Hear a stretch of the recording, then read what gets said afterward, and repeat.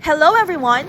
On this video, come with us as we explore Royet City. From our apartment, walking distance lang going to the bus station. At 1 p.m. we departed from Luneta District and it will take about 2.5 hours to arrive in Royet City. Van amo ang gisakyan, 135 baht per person ang pamasahe. Pag-abot naman sa Royet bus station, nagbook na dayon ko og grab car padulong sa among hotel para maka-check-in mi daan before mi maglaag-laag. Pag humana mo check-in, ang gawas mi og balik kay gutom na kayo guys, wala pa mi paniud to hapit na 4 p.m. May na lang kay naidol nga kaunanan diri agawas sa among hotel. Dagko kailangan servings, dili na nimo need mag-order og rice, matagbaw na ka sa ilang serving. Lami pud ba yan? Ya barato lang. Price starts at 60 baht. Wala na mi kabalo unsay pangalan ani among ipang order kay sa kagutom guys, diretso na mi tudlo-tudlo tando. Okay na dayon. Wala man pud tay pili sa mga foods no kay adventurous man pud tay in terms sa mga pagkaon. Tungod kay first time na nato ma-explore diri sa Royet City, gamitan jud na nato og Google Map. Pangita lang jud namo kung asa dapit ang Royet Tower. Walking distance ra jud ay kayo pertirang duol sa amo ang hotel. Personally, mao ni ako ang ganahan basta mag-explore gani mi og isa ka lugar kana magbaktas-baktas. Mao nang during sa pag-book og hotel, ako agong gina-make sure nga location-wise check jud. Usahay magkasag-saag pero okay ra na kay part man na siya sa pag-explore. Sa amo ang pagbaktas-baktas, nalagyan pud namo ang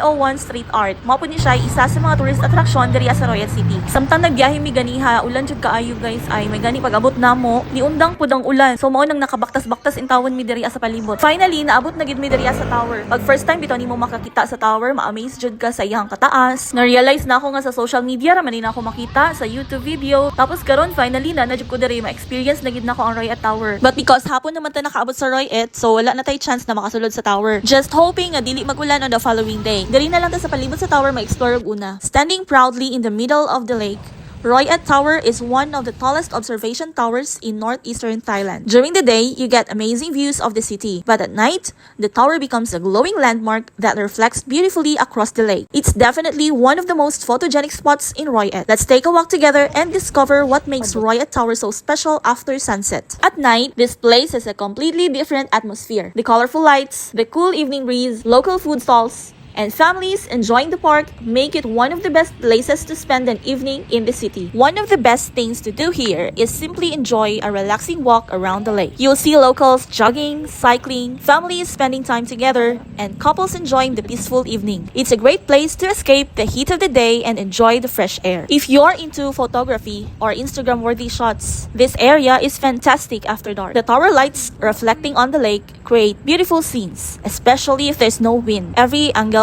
seems to offer another great photo opportunity. What I really love about this place isn't just the tower, it's the atmosphere. You can hear children laughing, music playing from exercise groups, people jogging around the park, and everyone simply enjoying the evening together. It's a wonderful glimpse into everyday life in Royet. Sometimes when you travel, you don't need exciting attractions every minute. Places like this remind you that slowing down, enjoying the scenery, and watching local life unfold can be just as memorable. Nami 7-Eleven dool. Namalit rami og drinks, rice sa 7-Eleven. And then, street foods. Malit ko big pan para ugma. Dili amin agkaon gani nga paniud to. Here.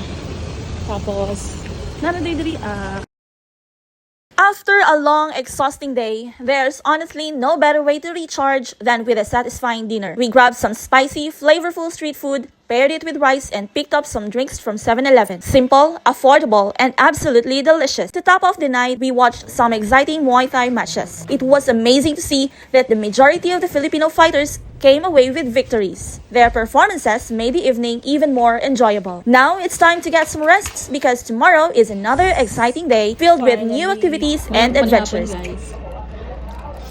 Hot dogs, street foods. Igutom ang isa kay duha ka rice ang iyang norot.